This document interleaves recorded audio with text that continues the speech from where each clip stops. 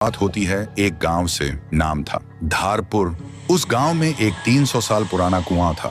लोग कहते थे हर आधी रात उस कुएं के अंदर से एक रोती हुई लड़की की आवाज सुनाई देती थी। लेकिन एक बात सबको हैरान करती थी, गांव में जो भी लड़का उस कुएं का पानी पीता 3 दिन के अंदर वो गायब हो जाता है। न लाश मिलती न आवाज।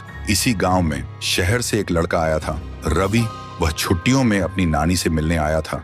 उसने सुना था कि लोग अब भी उस कुएं से डरते हैं, लेकिन रवि सोचते हैं डर सिर्फ अंधविश्वास है और कुछ नहीं।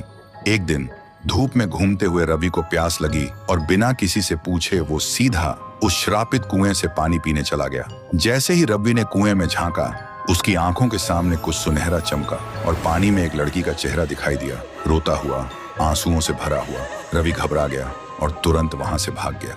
उस रात उसे नींद नहीं आई। हर वक्त लगता कोई उसे देख रहा है और बुला रहा है। अब उसे भी डर लगने लगा था।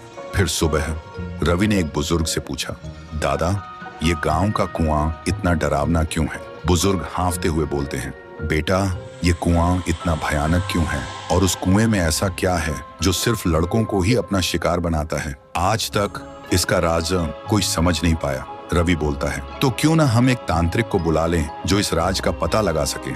फिर गांव के सभी लोग इकट्ठा होते हैं और एक तांत्रिक को भी बुलाया गया था। तांत्रिक आंखें बंद करता है और कांपते हुए कहता है, ये तो बहुत ही भयानक है। कुएं के अंदर जो भी है वो मेरे बस के बाहर है। और वो तांत्रिक तुरंत गांव छोड़ के चला जाता है।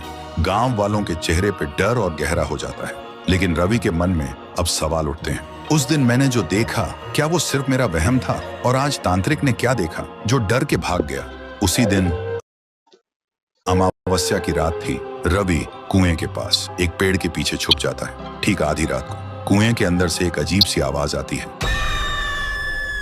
और तभी कुएं के अंदर से एक लड़की बाहर निकलती है। वो डरावनी थी, लेकिन उसकी आंखों में सिर्फ दर्द था। थोड़ी देर बाद एक लड़का बाइक लेकर गांव से गुजरता है। वो लड़की अचानक उसके सामने आ जाती है। लड़का तुरंत पल में वो उसे सब देखकर हैरान रह जाता है। उसके दिमाग में एक ही सवाल घूमता है, ये कौन है और सिर्फ लड़कों को ही क्यों अपना शिकार बना रही है, लड़कियों को क्यों नहीं?